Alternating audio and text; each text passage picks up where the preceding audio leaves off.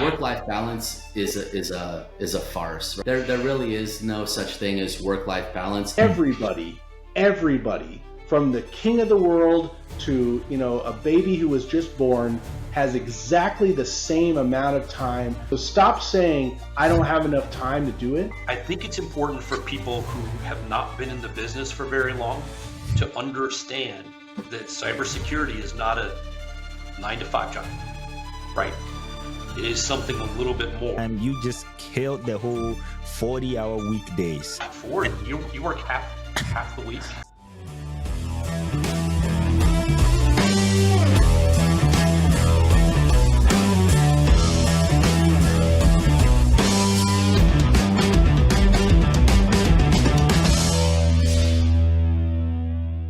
All right, welcome to the Superhuman Mindset Podcast. My name is Felix Asare, and today I am bringing you guys into the world of the super amazing CISOs that I have come across in a long time.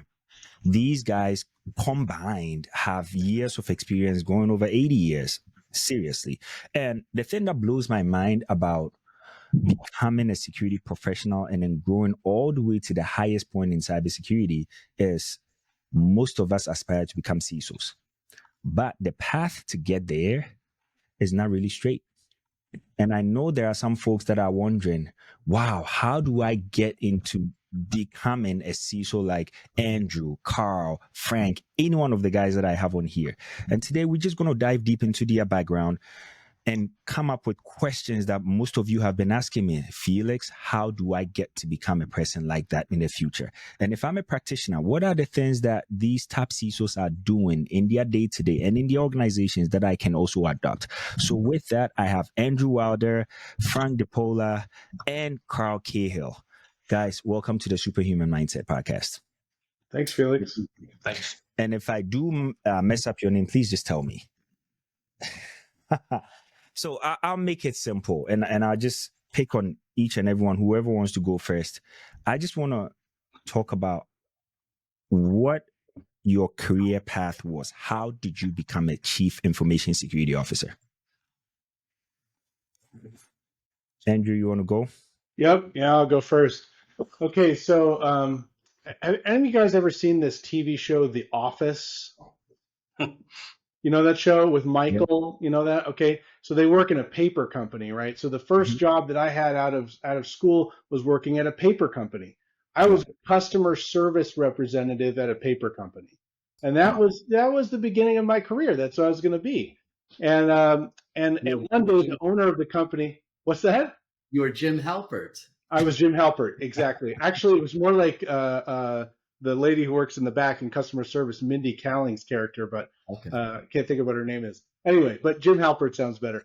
So one day the owner of the company comes to me and he says, "Hey, Andrew," he says, "we're going to replace all our old mainframe systems with Windows workstations and Windows servers." And I'm not going to age myself by telling you which version of Windows, but it was an old one. And I said, "Okay, that sounds good."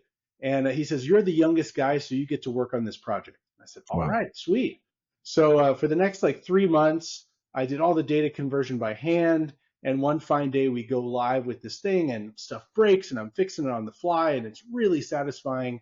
And I realize I have this kind of moment of clarity and I realize maybe I should do this IT thing as a career. So at that time in the early 2000s, one of the best ways to break into the field was to be a Microsoft certified systems expert or systems engineer. Oh, yeah. So I saved up some vacation. I saved up some money. I went to Chicago for 2 weeks in the winter for this MCSE boot camp. You had to pass 7 exams in 2 weeks. I passed all the exams. I came home with this thing in my hands.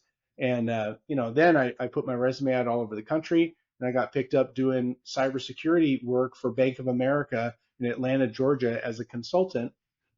Spent probably 3 years in consulting, moving around with different big companies. DHL, Nestle was one of them. Ended up taking a full-time job at Nestle. Stayed there for 18 years. That's where I kind of grew up and made my career. Started as the manager of info security for one of their teams, and then just kept getting more scope, more budget, more team, more responsibility. When I left Nestle, I was the regional CISO of Americas, Asia, and Europe. had a team of about 60 around the world. And then since then, I've been a CISO 3 times. Wow. And every time I learn something new, I learn more. I'm a continuous learner. But that's how I got into it. That's my story. Wow. Sorry, Frank, you've heard that one before. Good. It's Well, a good Frank, story. let's go next. All right. Yeah. So my story, maybe some of your listeners can relate, but I was one of these high school kids who had no idea what I wanted to be when I grew up. So I did what people that are in that situation do when they don't have money for college. I joined the Army. Spent about 10 years in the Army. When I was going to sign up, I told my recruiter that I wanted to do something either with computers or healthcare, because I thought those were two viable industries outside of the military. And like many recruiters do, I kind of got lied to a little bit. They sold me on a job that really, I mean, you could argue that it touched computers, but it was more around communications, like providing phone services for people out in the field. So I was going out with the infantry, and I was the person who was providing voice communication lines for them. Wow. But thankfully, I was kind of, like a lot of different points in my career, good fortune was bestowed upon me. So the military, they kind of wisened up and they started adopting commercial technology along the way. And so that voice job ended up turning into a voice and data job, which went from military standard equipment to like commercial equipment, Cisco routers and switches, firewalls, etc. So at the tail end of my military career, I thought, wow, I figured it out. I'm going to be a network engineer. And so I went and got my CCNA while I was right before I got out, got my bachelor's degree, got out of the Army, and never hardly touched a networking device for the rest of my career. Got hired as a systems engineering consultant doing Microsoft work. I went and got that 7-test MCSE certification that Andrew talked about, and started doing general Microsoft engineering consulting work. Where it pivoted and how once again fortune was bestowed upon me is I did consulting for about 3 years, and then I went to work for this large Applebee's franchisee. And about 3 months before I joined them, they had a data breach. One of the managers brought his own router into the office and plugged it into the switch in the manager's office so he could use his own laptop wirelessly. Wow. And unfortunately, he had no security, not even WEP. And the restaurant got breached, right? So somebody in the parking lot and sniffed credit card transaction data off the clear and open internet. And so through that situation, I was tasked with kind of carrying the business through it, building a PCI compliance program, and that really kind of opened the door for cybersecurity. And so I worked there for a while, and that company got sold, and I had an opportunity to either stay and relocate to Lincoln, Nebraska, or go find a job elsewhere. And I don't know, no offense to people that live in Nebraska, but not a place I want to live. So, so I pivoted at that point in time and focused on security full time, and had stints with Humana, with GE, and then fortunately Enpro was looking for their first CISO, and here I am. Wow, that is amazing, Carl.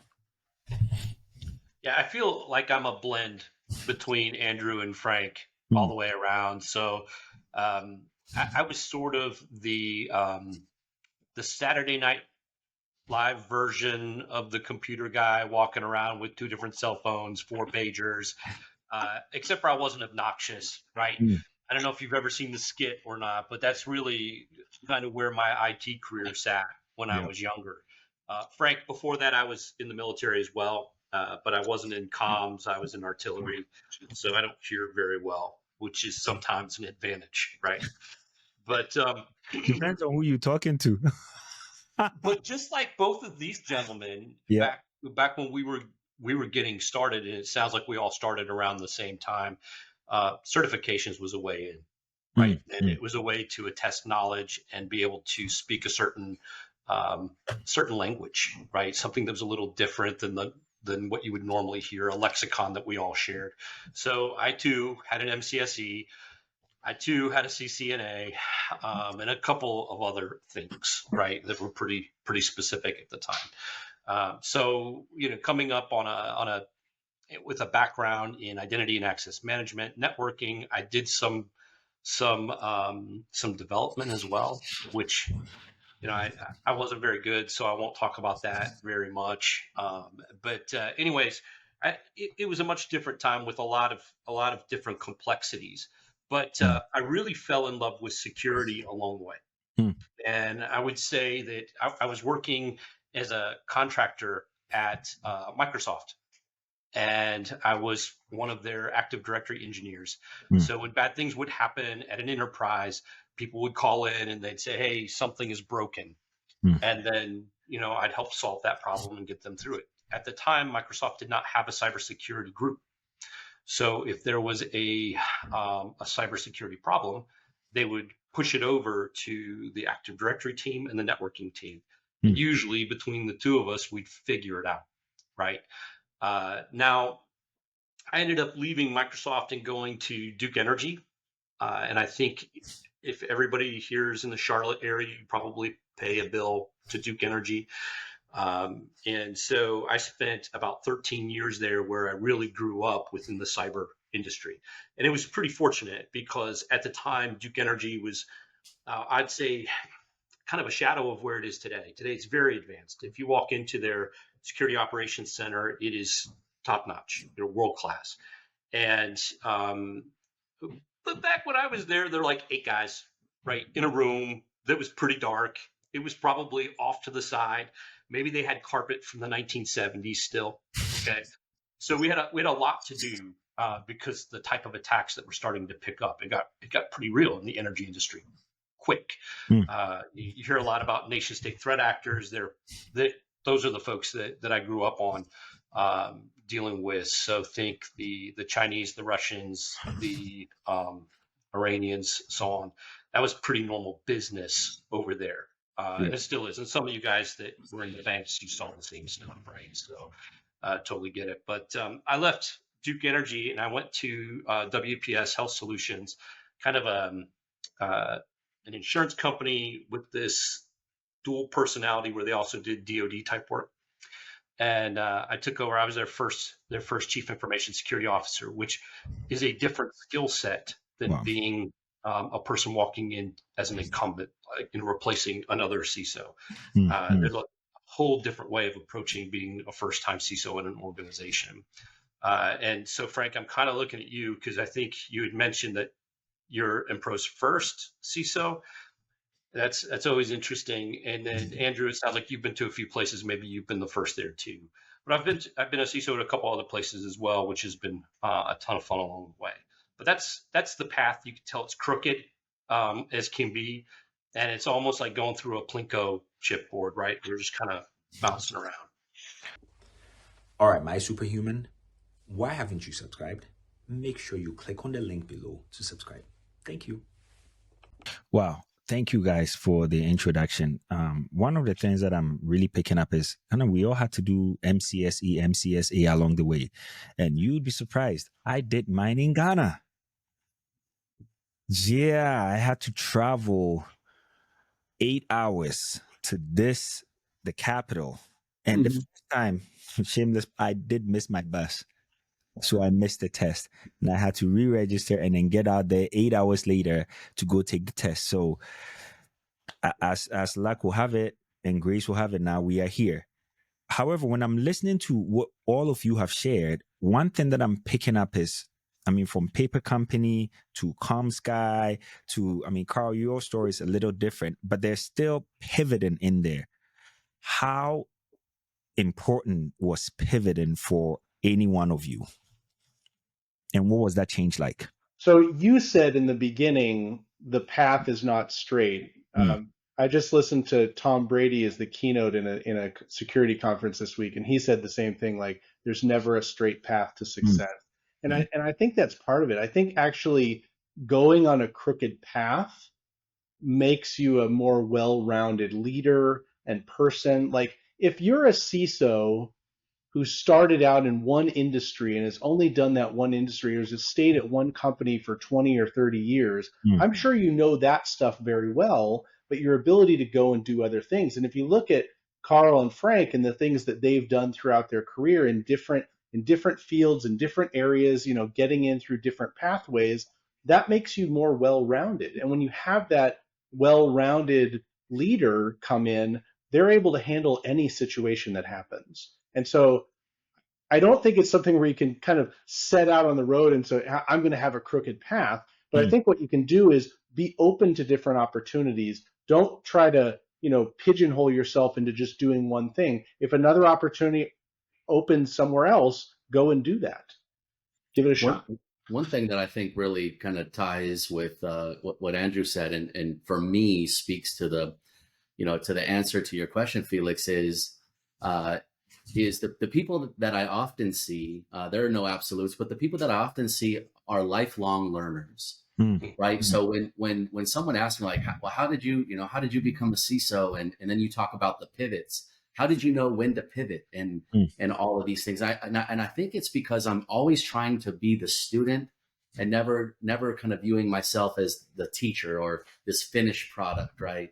And I think when you have that student mindset, that life learner, growth minded, approach about yourself, then you're always learning different angles, different aspects, and you're always, maybe at the front of determining where things are headed, where trends are headed. So if somebody is, looking at cybersecurity as like, look, I want to work in a place that really keeps me interested, that I like the work. There's also good money in it potentially, and there's growth and, good opportunities.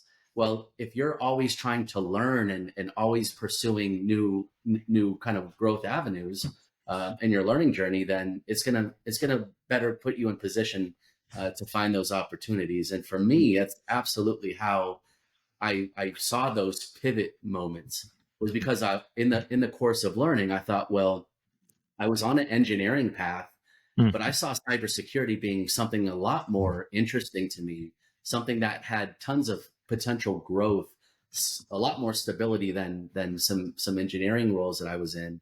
And so having that was what, kind of led me into the career of cybersecurity. So I'd just like to add a couple things, because I really like the direction, Andrew, Frank, that you both took on this. Makes a lot of sense and really resonates with me. I'm a lifelong learner too. I suspect Andrew is as well.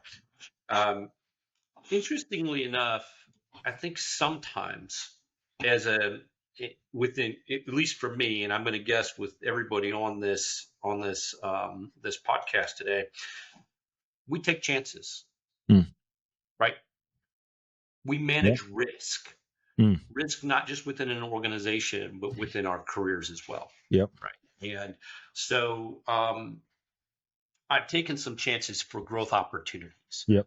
For example, I moved my whole family to Europe for a while. I mean, that's a pretty big move, right? Yep. Grab your wife, you take your youngest son, and you move from the comfort of Charlotte, North Carolina to Amsterdam. Yep. And I did it because I wanted to learn about cultural differences and to be a better global leader. Okay. That was the big lesson for me walking in the door. Wow. And that was my objective. And it was great. Right. And I highly recommend people, if you get an opportunity to do something like that, to take advantage of it, go do it. What a growth opportunity, not just for me, but it ended up being one for my entire family, right, along the way. And then there's one other piece around this pivot item I'd like to talk about, and it's being able to solve problems for the business. Okay. If you can solve business problems, then you can move forward, right? You can be a leader in the organization. And to get there, there's a few things. Again, going back to learning, right? My first CISO gig, it was the first CISO in WPS in their history, right? So I had to do some education across the board. they didn't really have a technologist that sat with them on a regular basis. So I was kind of the propeller head in the room. I wanted to remove that stigma. I didn't want to be just a technologist, right? I wanted to be a business partner, someone who could sit down and do strategy for a company, not just some IT function somewhere. So I went off and I went to Wharton and I did one of their general management programs. And I got to tell you, it was really, really enlightening. It helped me better understand the language, terminology, the needs of different aspects of the business, from marketing to strategy to finance to operations. And I think that's something that if we as CISOs or CSOs want to be part of the big table in the room, we want to be part of the big C-suite, we've got to get our arms wrapped around how to speak with the other members of that C-suite. Wow. So if you have somebody who is pursuing law right now, they are doing a law degree, they are in a nursing, they have a nursing background, they are in some type of IT background, they are not in cybersecurity, and they are looking at their current situation and saying, I really think what these guys are doing is really cool. I want to be like them someday. What would you tell them? Would you say they even have a degree in that? Scratch it. Or what would you tell them? I can jump in here. I actually removed all degree requirements from our job postings. We make it a nice to have, but I mean, a degree really doesn't necessarily define a person. I think it gives an aptitude for starting and completing something. So there's benefit to it. But I've seen some of the smartest people I've ever come across didn't have degrees. And so I think it's more about, aptitude. Can you add value to the team with your skill set? You may have had all the opportunities to go to college. College is not cheap. I've got 3 daughters that I'm getting ready to, fund those college, educations and journeys. And, it's definitely not going to be a cheap venture. Yeah. And so I think not everybody's path to success traverses, a traditional college education. Wow. I've done the same. I've removed degree requirements. I was just having this conversation with somebody yesterday who applied for a deputy CISO role at a large Fortune 50 company and was turned down and was told that, one thing that can help you is to get a master's degree in cybersecurity. And I said, I don't agree.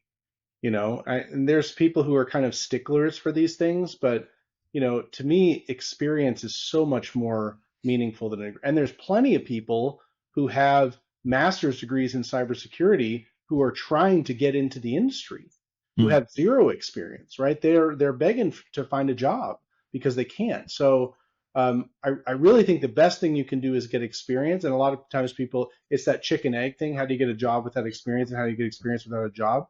If you're a college student, then I would say go and do an internship.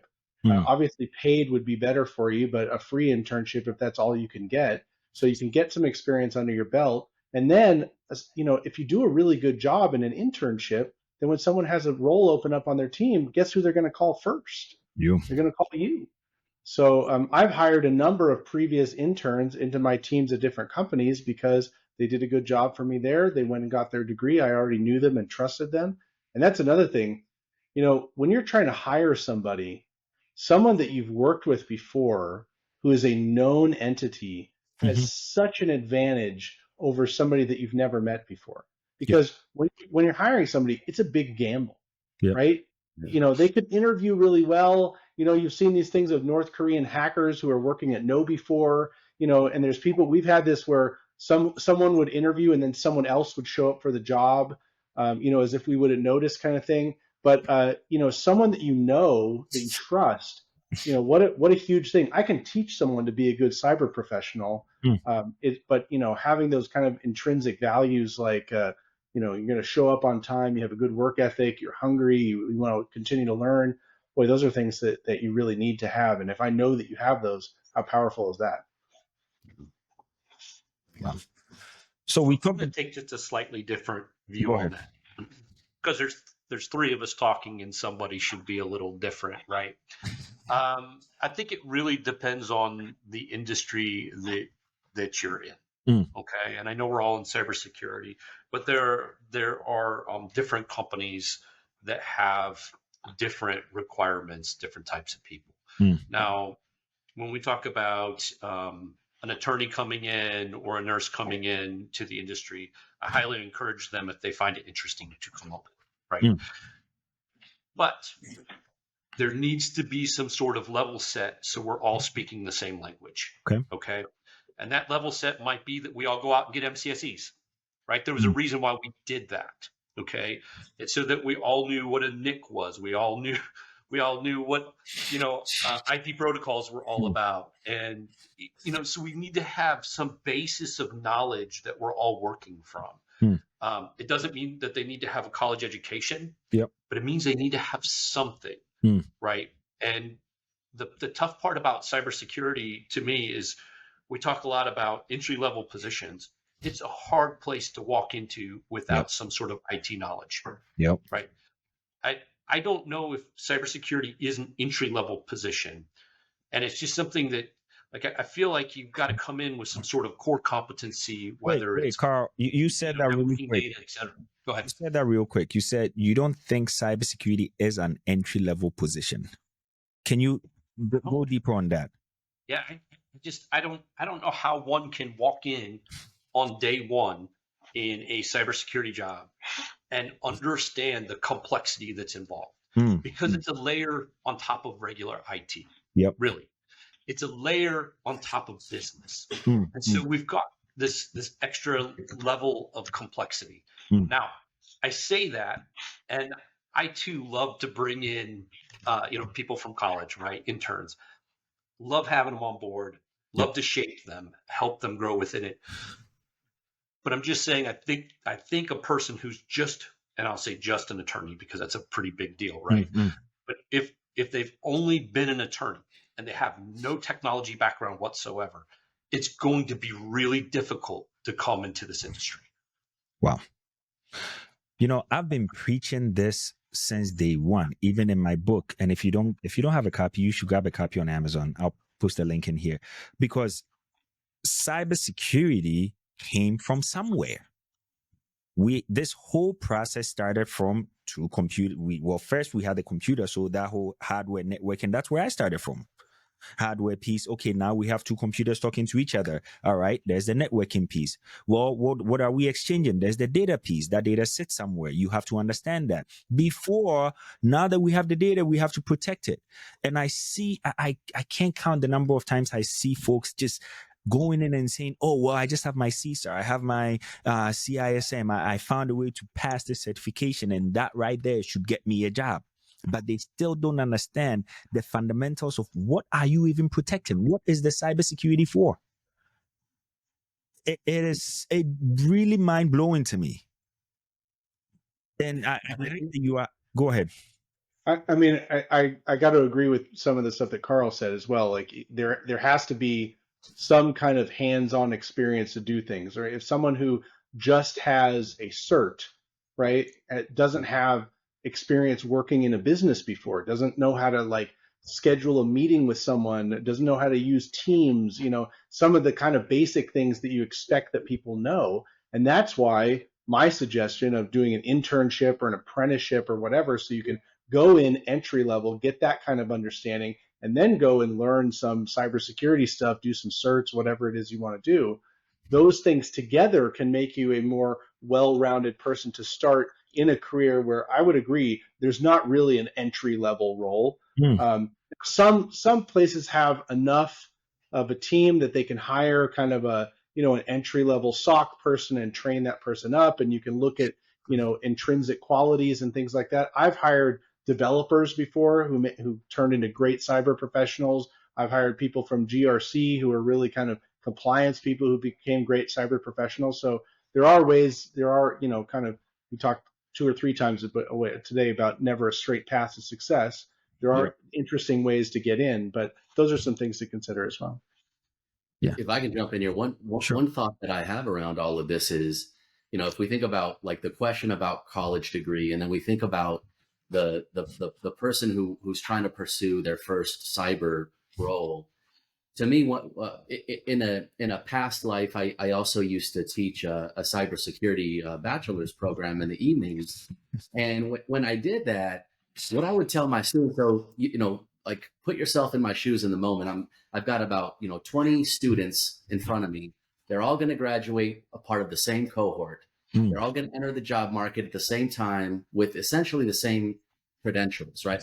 A degree, no experience. And what I would tell them is, and the same thing I would tell an aspiring cybersecurity professional, even one that doesn't have a degree, is find things to differentiate yourself, right? Because at the end of that situation, all of these graduates, they had a resume with graduated with a cybersecurity degree, but there's no experience there in most cases, and there's nothing to differentiate themselves. So as a hiring manager, I may have one open role, but I've got potentially 20 people all applying for the same role. What's going to make me choose the one that I choose? And it's going to be those differentiating factors. So things they can do, look to support an open source project. You don't need to have anybody hire you to support an open source project. Andrew made a good suggestion around internships. And I would tell my students, look, any good organization is going to pay you for an internship. But if they don't, take it anyway, if you don't have another option, because the experience you gain and being able to put that on a resume is invaluable. So, the key point there is find some way to differentiate yourself, even if it's through volunteerism. Wow. So then I'll dig deeper into this one thing to differentiate yourself. What's the one decision that any one of you would say accelerated your path to becoming a CISO? Getting a CISSP certification. Just kidding. I was like, what? I think for me, it was when I made the clear change from being a manager to being a leader, right? Instead of telling people what to do because I was smart and I knew what to do and here's what you're going to do, to listening to people, to coaching people, to mentoring people, to helping them in their careers. And I don't know, there was a huge shift that happened at one point in my career. It was about halfway, and that shift very clearly happened for me. And then all these other opportunities started to open up. That was the change for me. Wow. Yeah. Anyone? I don't know if I've got like this big defining moment, right? I felt like for me, I'd been playing a role that wasn't CISO, but very close to it for a long time before I moved into a CISO role. Okay. And so maybe Andrew, maybe that was the leadership piece and I was just hanging out at a lower level being a leader for a while. I don't know. But I've always been excited about solving problems, and the bigger the problem, the more fun it is for me. And so when I started to see like the broader organization and how to make changes across it, that was really interesting, right? And so at Duke Energy, for example, one of the teams that I was responsible for was cybersecurity architecture, and that was a ton of fun for me. And so then when I finally moved into that CISO role, I just picked up a handful of more teams than what I didn't have already. Wow. And but it was cool to me because I was solving business problems, not just the technology pieces, right? And so I don't know if it's just interest and what gets me up and gets me going and excited that really pushed me into that role or set me up for it. But it wasn't like this epiphany moment that I'm going to be a CISO. Would you say for you, Carl, working for Duke Energy made that difference? Oh yeah, I mean, I grew up there, right, as a leader, and I was pretty fortunate to have a number of really good mentors along the way who bumped and nudged me even when I didn't want to go certain directions, right? They kind of helped me figure some things out along the way. My first manager job was there, and there was a guy named Terrell Guerin who came up to me. He was the CISO at the time, and he's like, "Hey, Carl, I want you to become a manager on this team." And I was like, "Well, I'm a technologist. I'm kind of a geek. I don't want to really give that up." And he goes, "Just give me a year. Just do it for a year." Wow. And so I did. Now, what I didn't realize was he was going to give me 2 teams, and I was going to have 28 people that reported to me initially. And it was great, right? It worked out really well, and I've been doing it ever since. But I think it's mentors that really help a lot. And I try to be that mentor to the people around me as well, right? Give back. And I had a similar situation that, maybe this would resonate with Carl. For me, like I've always saw myself as a leader, even when I didn't have direct reports as an individual contributor. My leadership traits, I think, were kind of, developed very early days in the military. Like some of what I feel are my strongest leadership traits are traits that I learned in the first 30 days of my first duty station. And those things have really stuck with me. But when I felt that transition from just, a security team member to like a true security leader is when I had that first experience of true ownership. So I was working for GE, one of the GE businesses, and we announced that we were being acquired by another organization. And I was tasked with basically replicating the world-class GE enterprise cybersecurity program and capabilities with our business, our divested business, in a 9-month transition period. Wow. And that the pressure, the ownership that was given and thrust upon me, it completely changed my life. But it also let me see things in a new light, to Andrew's point. But and also kind of to complement Carl's point, it was a complete transformation of my role and responsibilities. And so I didn't take the challenge lightly, and all of the responsibilities that I assumed in that moment. And I think that's where I saw myself not as a security team member anymore, but wow, I'm a program builder. I'm a fixer. It completely transformed the way that I saw the rest of my career playing out.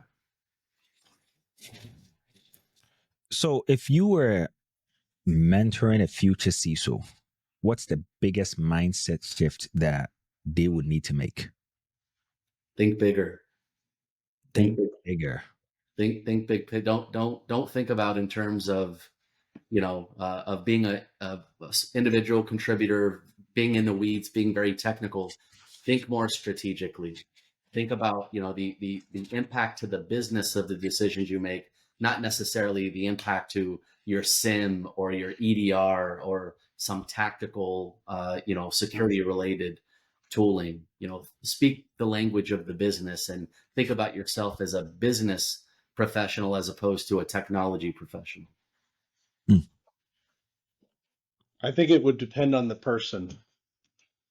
And you're probably right, Frank. I think bigger is probably one thing that would apply to almost everybody. But, depending on what their unstraight path to success has been previously, what's gonna be the thing that's gonna take them out there. We've talked a couple of times already about mentors and mentoring, and I do want to give one piece of advice to the audience. If you don't have a mentor, you should go and get yourself one. And how do you find a mentor? You look for someone that you respect, okay? Someone that you look up to, that you want to be like in your career, and you go and ask that person if they will be your mentor. Now, the very worst thing that can happen is that they can say no, but the best thing that can happen is that can absolutely change your life. So you might not get the first person that you want on your list, but find 4 or 5 people that you think. And the other thing that you might want to do, as Frank's advice about think bigger, you might want to think about someone who's not a CISO or someone who's not in cybersecurity. Find a leader in the business that you're in who's in finance or legal or HR or whatever, and have those people mentor you, because that will help you to think bigger, think outside the box, outside your comfort zone, all of those different things. Wow. And to piggyback on that whole mentoring piece, I think a lot of people, most of the time, just feel like, having that direct conversation is what makes someone your mentor. Someone can mentor you from afar. It doesn't necessarily have to be direct. I go to conferences, I listen to all of you guys speak. I actually listened to Carl speak, and we were in Austin, and I said, wow, I really like how you broke this down. Can I learn from you? And today we are here.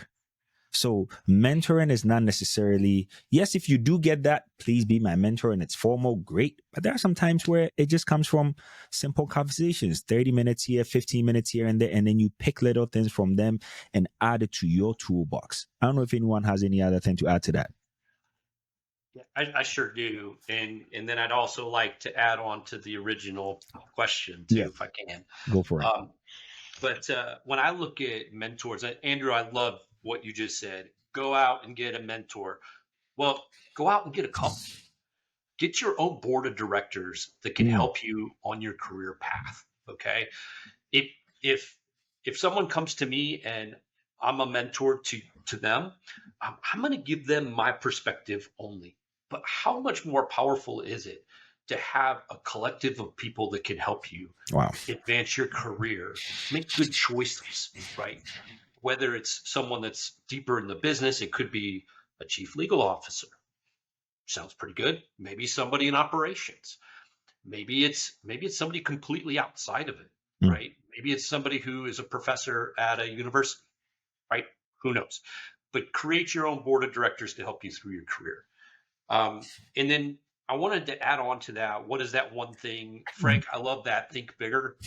You really took the best one. So I'm just going to add on like something a little extra along the way. Just spice it up, Carl. Yeah. And so I think radical collaboration is key. Not just collaboration. I mean, radical collaboration. You have to get in there. You've got to work with your stakeholders. It's not stakeholder management, it's stakeholder engagement. And it's what does the business need? What do they know, right? Because we've got to educate a little bit on our side too. We bring something to the table. And then how do we make sure that the plan goes the way it's supposed to go?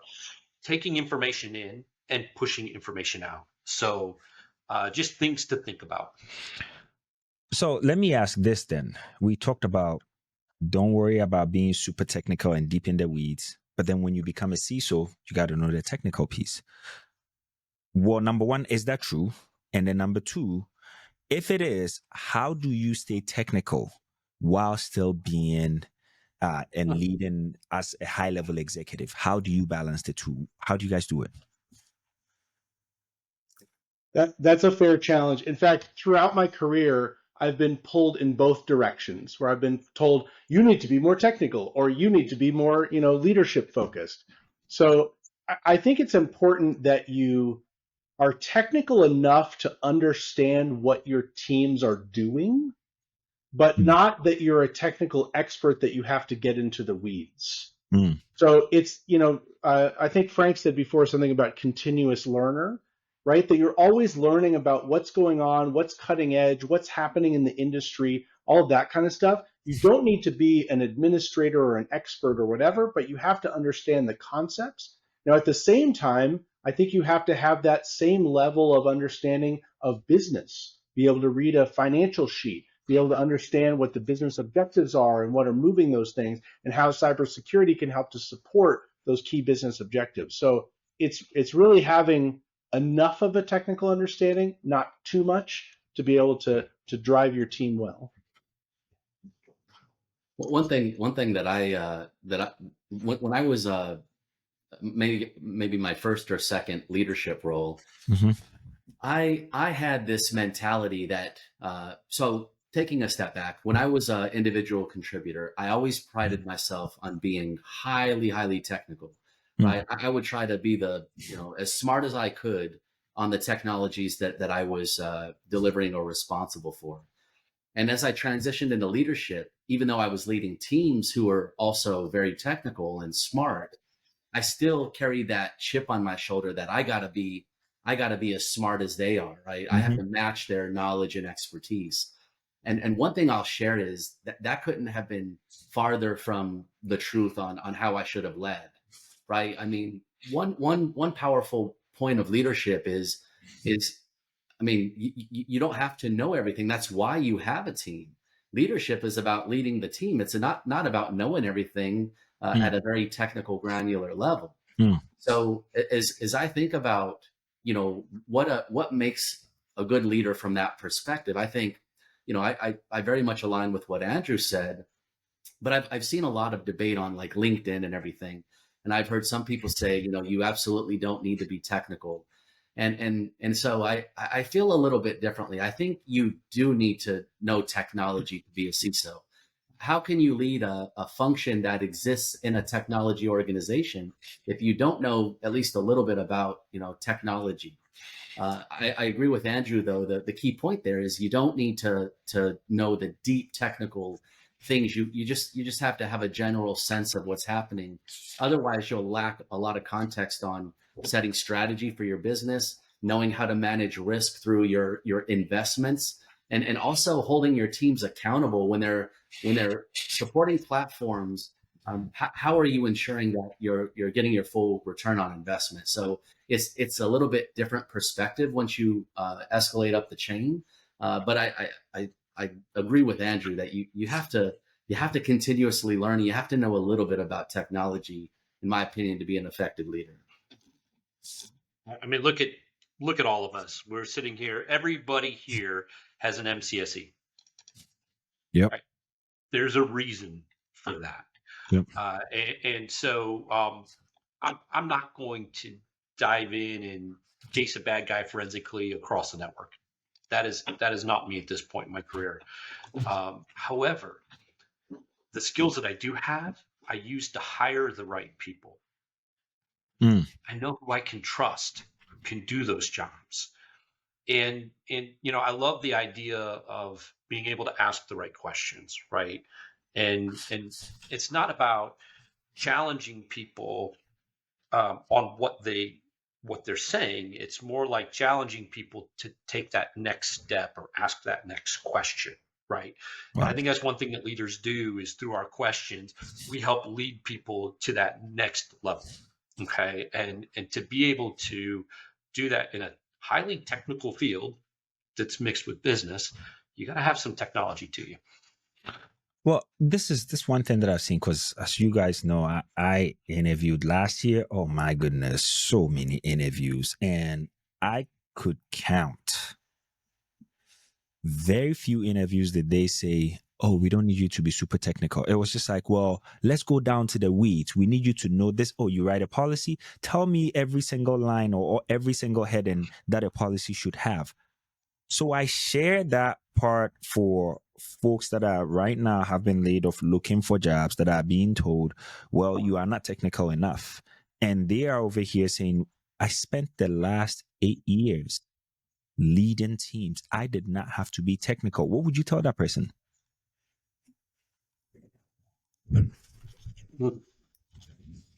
Silence. And there we will take a break. So if you have not subscribed to this podcast, see, it is getting heated. You need to subscribe now. It is getting heated. Go ahead. my thoughts on this are, and it's not probably something that somebody that's actively looking and needs a job, doesn't have a job, wants to hear, but it's probably not a good fit. If you haven't been technical for the last 8 years and they require you to be technical, then it's not a good fit. And you just have to recognize that and find the right opportunity. Yeah. And I like that a lot, Frank, because that should be a warning to the person that's interviewing as well, right? It should be they're asking me questions that I don't think fit this role. Okay, so there's two things going on during an interview.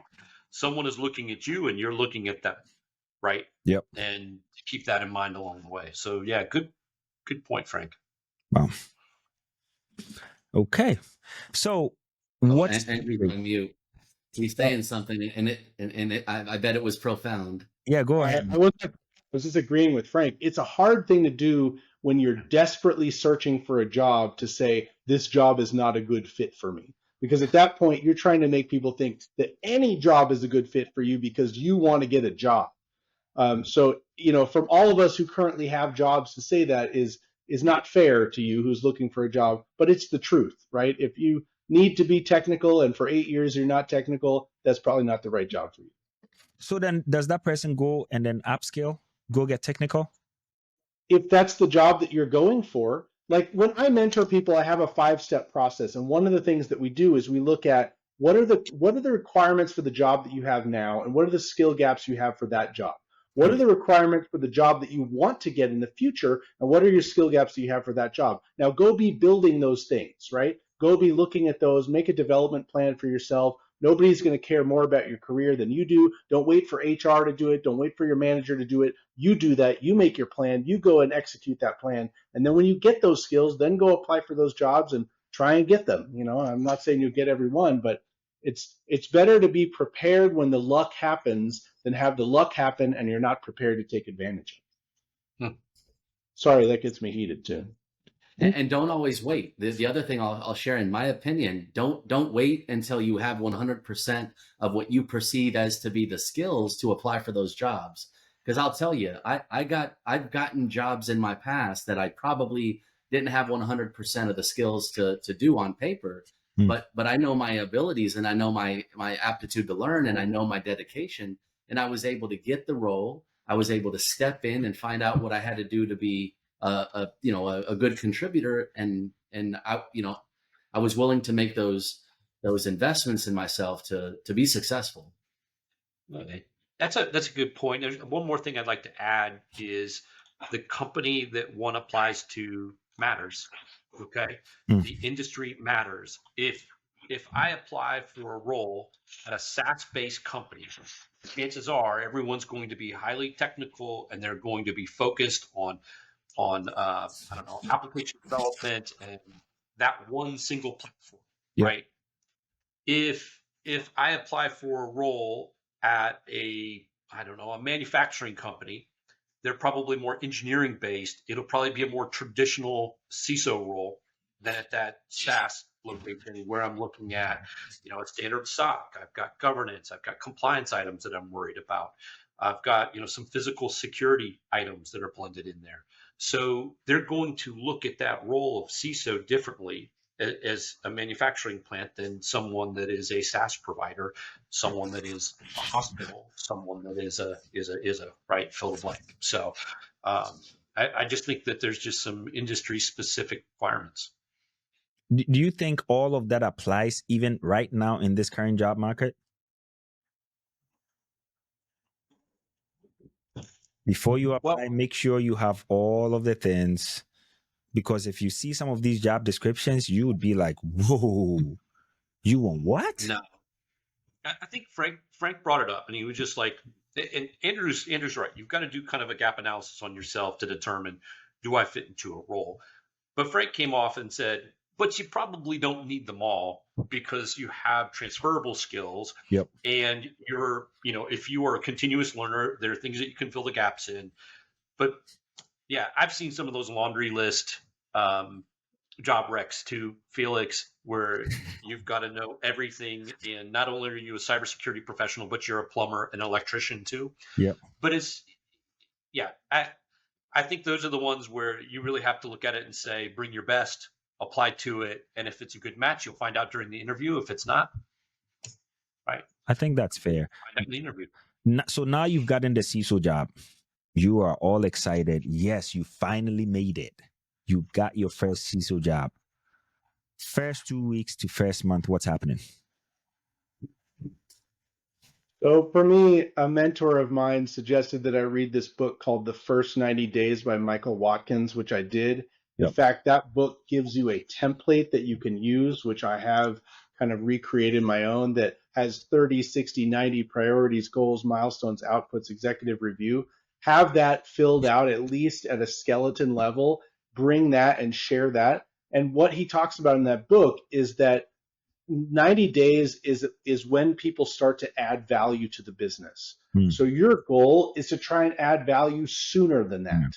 So you start to ramp up your knowledge, your skills, your team, your relationships, all of that stuff as quickly as you can so that you can start adding value as fast as you can. And if you're looking at somebody like Carl or Frank, who's gone down this, very diverse path to get where they're at, these guys have enough real world experience that they can hit the ground running somewhere. If that's not you and you haven't done that, that's okay, but figure out what you can do to start to add value to the org as quickly as you can and do it in a systematic way. People will be happy about that. You show your manager, hey, here's my 30, 60, 90 plan. You can work on it together. But that's a great way to show that you're ready and willing to do those things in the first weeks or whatever. I read the same book. I use the same methodology. Just like Andrew, I have my own version at this point. Wow. Yeah, for me, it's not so much like a tactical thing to do. It's more about conditioning your mind on behaviors. And so my mind goes to first 90 days or first few days as a CISO, or really kind of any role for that matter, is be quick to listen, be slow to speak. I think that oftentimes, especially as leaders, we think that we need to immediately start adding value. And you have to have confidence that the company hired you for a reason. It's because they already expect that you have value. You don't need to prove it. So take a moment to learn the organization, understand the culture, meet the team, build relationships. But don't think you have to come in and start wielding your power and your knowledge and expertise and creating really what ends up being disruption. Get acclimated and be calculated in the things that you propose to change, especially in that first 90 days. That'd be my feedback. So you get in, and I think, Frank, you mentioned this. Yours was 3 months. Let's just bring it forward. Day 2, there's already an incident and you're dealing with a breach. What happens to your first 90-day plan in the book you read? Hey, everybody has a plan until they get punched in the mouth, right? That's right. That's what Mike Tyson said. Yeah. Hey, I mean, that's when you got to lean on your team and hope that you have a strong team. Day 2, you probably don't know that yet. It's probably not going to be your brightest moments, but it's an amazing opportunity to build credibility, right? I think probably every one of us have been through incidents. And so, I mean, no two incidents are alike, but the way that we handle and show up and represent ourselves in the midst of the chaos is really what carries us through, and it's the reputation that we'll have, for years or months or however long we're in the organization ahead. Yep. Carl, are you going to say something? Oh no, I was just kind of in full agreement with Frank. It's really interesting. Look, change is something that in the first 90 days you've got to be real careful, right? There's definitely a culture piece. You've got to know what you're doing before you even bring change. And there's a question that is an uncomfortable question. I think when someone comes into an organization as a CISO, if they're not the first CISO in the organization's history, right? They're replacing another CISO. The question that they should ask is, what happened to the other person? Right? And probably need to ask more than one person what happened to the other person. Because you want to know, like, was there a failure at some sort of compliance issue? Was there an incident where it was mishandled? Are there any grievances within the business that exist that need to be mended, right? Are there relationships that need to be worked on? Those are things that need to fit within your 90-day plan as part of the assessment process. But I can't encourage it enough. Figure out what happened to the person that was before you and see if you have some work to do, right? Yeah. Figure out how they got cut, huh? Well, it's interesting because it can be this lingering issue. Because if there were some personality problems, right, some challenges that might affect collaboration, and collaboration is a big part of the way that I do my business. Yep. I want to know what those challenges are so I can just go address them, right? Rework it, start to build those relationships back. Yeah, I know we are running out of time and we might have to do a second version of this, but I want to ask this though. This is a high pressure job. I mean, there's isolation in this role, there's burnout, you have incidents going left, right, center, you still have family to, be and enjoy time with. How do you manage yourself in a huge role like this? And I'm only 23, right? Frank, how old are you? 15. Turned 23 last month. One thing I think, Felix, is I'll just be honest. For me, work-life balance is a farce, right? There really is no such thing as work-life balance. There's the balance that we find ourselves comfortable with and we create for ourselves in the roles that we're in.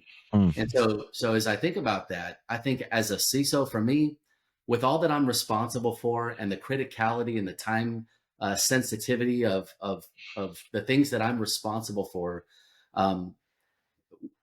there's a lot more work than there is necessarily life balance, I'll say, in many cases.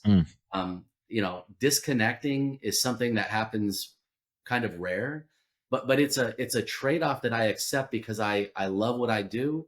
I love being responsible and accountable for my team and my business. And so, I guess I sacrifice a little bit of my life balance because I love the work. Wow. I'm going to go ahead and disagree with Frank for the first time, and purely because he and our roles are slightly different. I mean, I'm a CISO and he's a CISO, but I think we have a little bit of different roles. I mean, for me, it's hugely about life-work balance. And when I'm working, I'm extremely efficient in what I do. I make sure that I have time for my team and my peers and my leaders and my vendors and all the stuff that I need to do. But I also make sure that my time is protected. People say a lot of times, I don't have enough time to do that. And I'm sorry to tell you, but that is bullshit.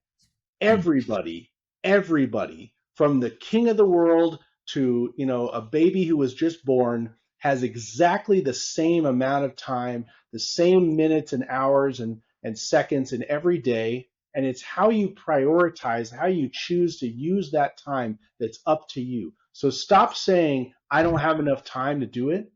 Prioritize the things that you want to do, and that's where you will spend your time. And I'm somewhere in between, right? Like I hear this burnout thing and it doesn't even resonate with me. Okay. I love to work. I love cybersecurity. So it's like just a ton of fun for me. Unless I'm negotiating salary, and then that's a whole different conversation. But and so I'm not going to say that I protect time, but Andrew, I think you and I probably have something in common where I've got a way of working. Okay, so Saturday mornings, that's always the time that I do reports that finish on Fridays. It's Saturday morning work. My kids always knew I was going to do Saturday morning work, just the way that it was. But it opened up the afternoon to go do things on Saturday, go spend Sunday with the family. Sunday evening comes around, I'm back at my computer. I'm checking to see, has my agenda changed at all for the following week? Wow. I'm making sure that things are in line. I'm getting prepped, right, for Monday morning because I want to hit the ground running and be effective and efficient. Now, all kinds of things happen in between. We know that there's alerts that go off, there's calls that happen, whatever it may be. And I don't really mind any of that. It's just kind of the way that we work. Being a veteran, I think I've been on calls since like 1991. That's probably a date to throw out there, but it's pretty true. And so it's just normal to me. It's just a way of working. I think it's important for people who have not been in the business for very long to understand that cybersecurity is not a 9-to-5 job, right? it is something a little bit more, but you get compensated for it too. Wow, there goes my plan of working on the beach, enjoying time. You just killed the whole 40-hour weekdays. So it's not even a 10? Is that what I'm hearing? 40. You work half the week. What is this? Wow. Last pointer. If anyone has 3 things that you would say you do to prioritize your work so that the week does not get away from you, what would those 3 things be? I kind of talked about one of them, Okay. right? How I kind of format my weekends to balance time. So I'll just kind of couple off of that. Yep.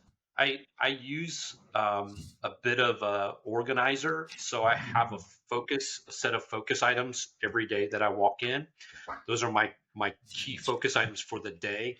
But I also have them across the week, that goes across the month, that goes across the quarter. Wow. And I use OKRs, objectives and key results, to kind of organize all those items and make sure that, I'm kind of focused.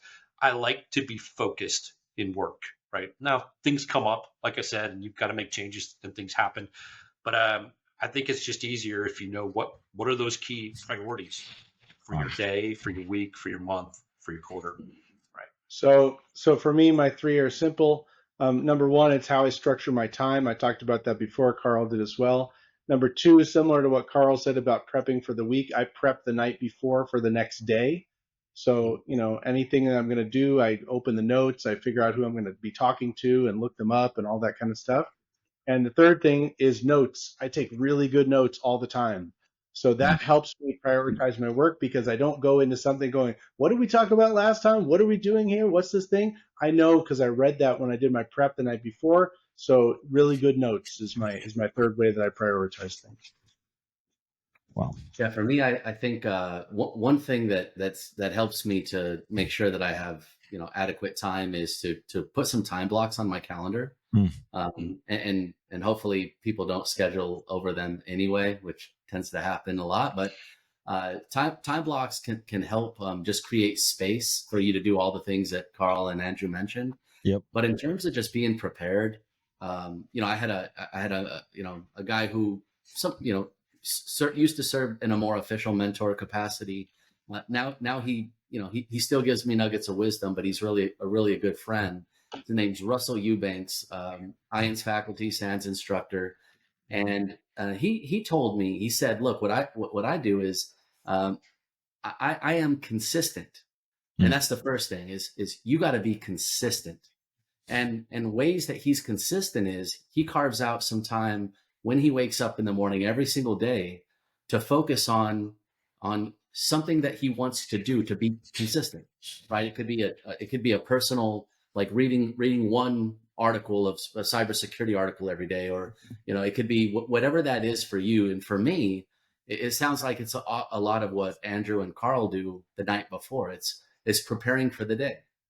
We work in an agile fashion, so I'm updating Jira and putting notes in Confluence, and using that time where I don't have people bombarding me with phone calls or emails or Teams or Slack messages, and I focus on being prepared, and doing that on a consistent basis just makes it seamless and easy. Wow.